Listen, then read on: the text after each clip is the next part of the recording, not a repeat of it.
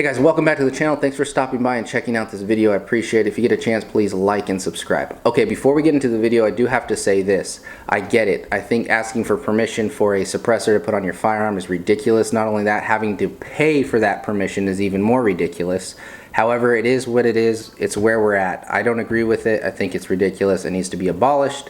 But if you choose to go this route for your suppressor for your firearms, and there's some important upgrades and some important things that are taking place with the e-file system that I think you should be aware of.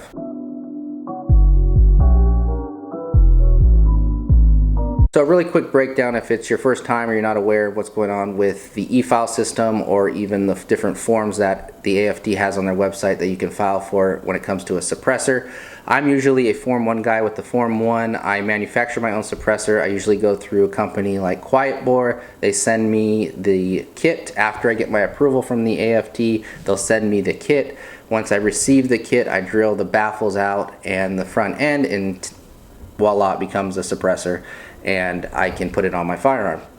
There are some other things you have to do, like having some information engraved on the suppressor itself, things like that. But traditionally, I'm a Form 1 guy, and those Form 1s usually take about a month. Every one I've gotten taken about 4 to 6 weeks. That's been the average. So it's not too bad with the Form 1s. That's usually the route I like to go. It's just a lot quicker, and the technology for these Form 1 suppressors have been just amazing lately. You're getting really good quality.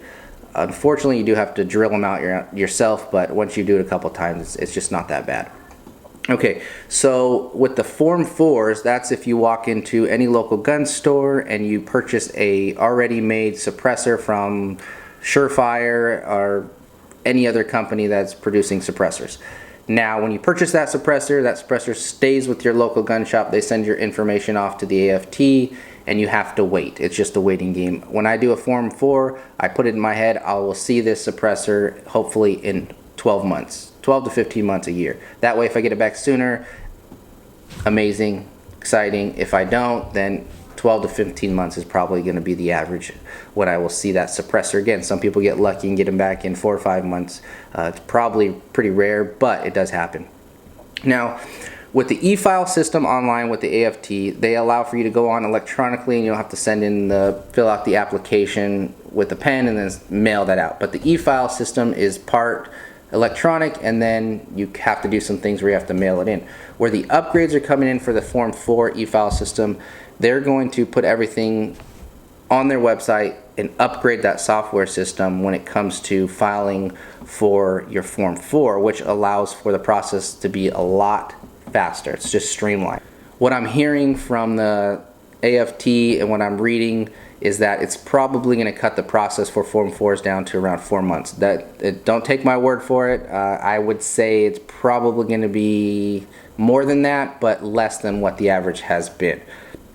Now, some of the major upgrades they're doing with the e-file system, if this is your first time or you're looking into it, as of right now, I think they changed the tentative date to the 23rd. So their e-file system is down right now, but it will be back online on the 23rd. They keep moving that date a day or two. It was the 21st, now it's the 23rd. So by the time you're watching this video, you probably have to wait a few more days. However, hopefully that doesn't change and they can roll it out on the 23rd. I do expect to have probably some bugs with this system when they roll it out for a month or two. So I'm going to hold off on trying the new system for a month or two, let them work out those bugs. So let's get into some of the upgrades that are going to be taking place with this e-file system. One of the major upgrades, I think, is going to be the digital fingerprint cards that they're going to allow you to submit. Traditionally, what you do is you file your application, e-file, and you'll get an email saying it's submitted. They'll send you a cover letter, and in that cover letter, they'll tell you to send back, snail mail back that cover letter with 2 copies of fingerprints. Now, this just adds so much time because not only you have to get your fingerprints done, you're going to have to mail those fingerprints, and sometimes the mail will not make it there. I've had it happen where the fingerprint card just did not arrive and I had to redo the whole process. It just continues to add time to already a lengthy and outdated process and system. Now, I think that will help it tremendously. Hopefully they can get that worked out and they're able to actually come through on that upgrade. Another thing that they're going to do, if you've ever done the e-file, if you haven't, one of the things you'll realize quickly is that the system itself is very outdated. There's a lot of lag time when you're uploading files. There's sometimes where the whole system itself will just freeze and you'll have to log out and come back in. It's just so old and clunky that it is due for this upgrade. Now, one of the things they're going to do is allow for larger file attachments. They're going to support larger files, which I think will make it a lot easier for uploading information, pictures, documents, things like that. Hopefully it'll streamline the whole e-file process itself as you're in the application process. Okay, another important upgrade they're going to do is enhance validations. What that means is as you're going through the e-file process, they're going to validate, kind of double check certain documents that need to be validated before they receive them.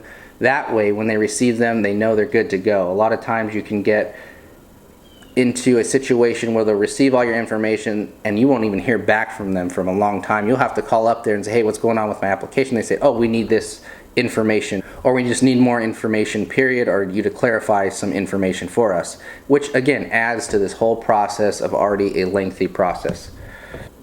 So all in all, those are I think the main things that they're going to be upgrading in the systems. There's a few other things that they're going to upgrade, but I think the things that I mentioned are really what's going to streamline this process. I hope they're going to be using smarter technology according to them, such as application programming interface, which is just what they're doing is just creating a better software system that supports this whole process.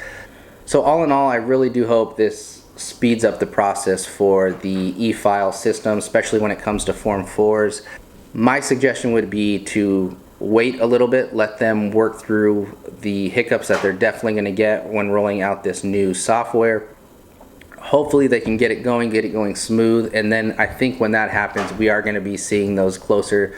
I doubt they're going to be 4 months. I really do. I'm hopeful, but I doubt they're going to get down to 4 months. Probably realistically less than 8 months is something that I'm really hopeful for. Even 6 months would be pretty decent for the AFT.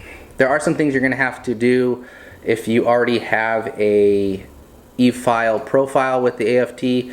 I will leave a link in the description of a website that will give you all the information if you want to be up to date with what's going on. What you have to do if you're already in the system, you have a username and password, or if it's your first time using the system, I will leave that link so to help you guys out so you can see what you need to do. This website's amazing. It really breaks it down. It gives you all the information that you're going to need. So guys, thanks for checking out this video. Just a quick update on that e-file system for Form 4s. Hopefully they can get this worked out and change that time frame for receiving a suppressor, which is already ridiculous in itself. Again guys, thanks for stopping by and checking out this video. I will see you later on this week with a review on a Vortex scope. I look forward to making that and sharing that information with you. So y'all have a good week, stay blessed, and Merry Christmas.